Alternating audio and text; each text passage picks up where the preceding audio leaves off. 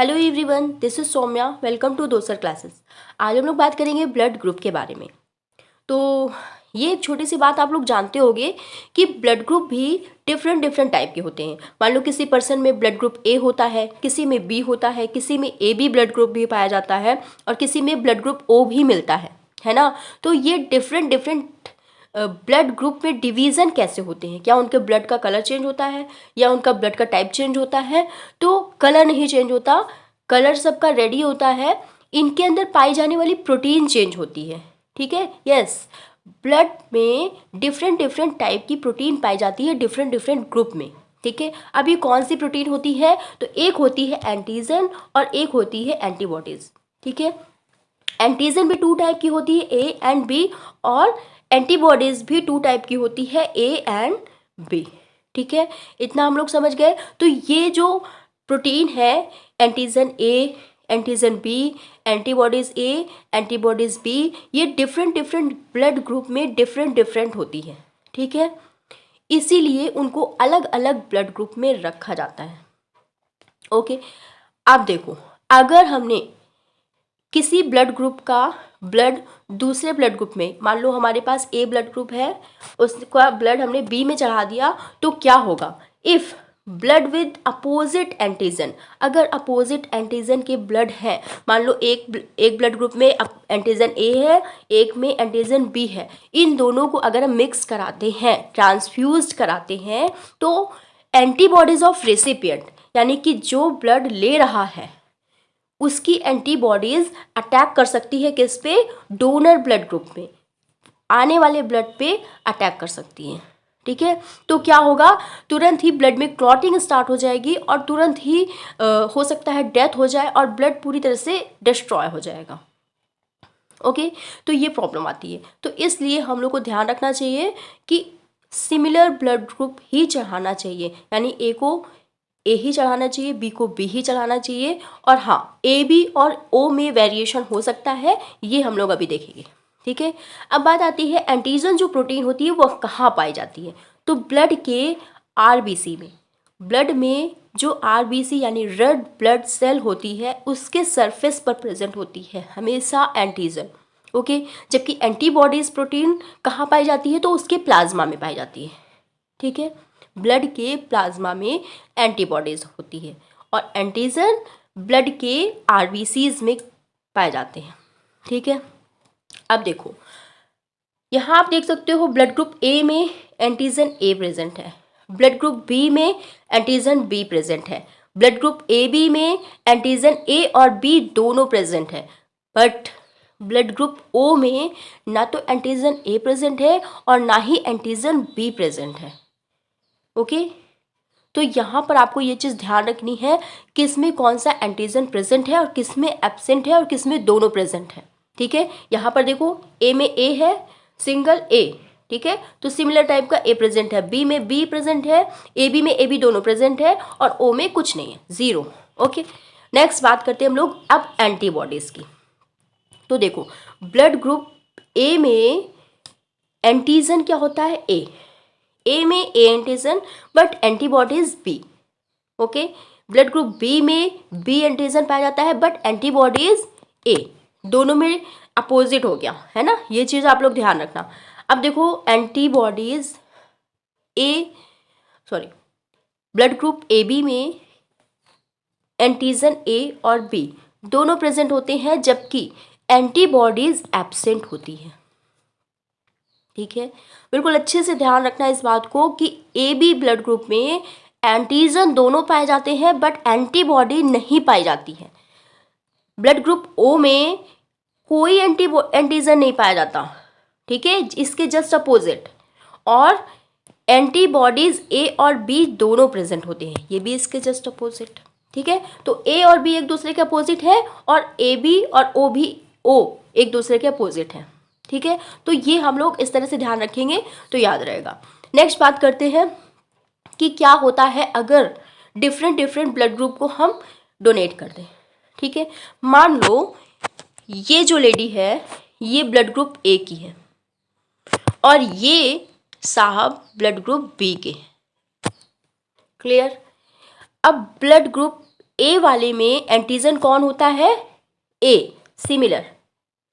Okay, blood group B में antigen कौन होता है? बी। यहाँ पर एंटीबॉडीज कौन होती है? तो डिफरेंट होती है ना, एंटीबॉडीज बी होती है और यहाँ पर एंटीबॉडी ए होती है। ठीक है, तो ये हम लोग को ध्यान रखना है, ये एंटीबॉडीज हो गई। अब जैसे ही इस लेडी का ब्लड इसमें ट्रांसफ़र किया जाता है, यानी ग्रुप ए ब्लड ग्रुप वाले का ब्लड बी वाले में ट्रांसफ़र किया गया, तो क्या हुआ? जैसे ही यहाँ पर एंटीजन ए भी आ गया, तो क्या हो गया? एंटीजन ए और बी दोनों डिफरेंट हैं। और अभी हम लोगों ने एक लाइन पढ़ी थी, जब कभी ए और बी मतलब डिफरेंट डिफरेंट एंटीजन साथ में आएंगे तो क्या होगा? जो रिसिपिएंट वाला ब्लड होगा उसका एंटीबॉडी अटैक कर देगा किस पे? डोनर वाले के ब्लड पे। ठीक है, और जैसे ही अटैक करेगा ना, तो क्या होगा? जितनी भी आरबीसी है वो एक दूसरे से अच्छे से चिपक जाएगी और क्लॉटिंग होने लगेगी। मतलब अलग अलग आरबीसी नहीं रहेगी, वो एक दूसरे से क्लॉट कर जाएंगी और लास्ट में क्या हो सकता है? तेजी से ये लोग जितनी भी आरबीसी है वो डेड होने लगेगी और लास्ट में या तो आपका किडनी खराब हो जाएगी और या तो पूरी तरह से इंसान की डेथ हो सकती है। अब यहाँ देखते हैं, ब्लड ग्रुप बी है। ठीक है, जब आपने ब्लड ग्रुप बी से ब्लड दिया तो उसको कोई दिक्कत नहीं हुई, लेकिन जब आपने ब्लड ग्रुप ए वाला ब्लड डाल दिया तो क्लॉटिंग हो गई। ठीक है, अब ब्लड ग्रुप ए है, उसमें आपने जब ए वाला ब्लड दिया तो आराम से चल रहा है, कोई दिक्कत नहीं हुई, लेकिन बी वाला जब ब्लड दिया तो क्लॉटिंग हो गई। ठीक है, यानी आपने सिमिलर अपना ही ब्लड ग्रुप दिया तो कोई दिक्कत नहीं हो रही है, लेकिन जब आपने डिफरेंट ब्लड ग्रुप दिया तो दिक्कत आ रही है। ठीक है, अब आती है बात ब्लड ग्रुप ओ की। तो ब्लड ग्रुप ओ में किसी भी टाइप के एंटीजन एब्सेंट होते हैं।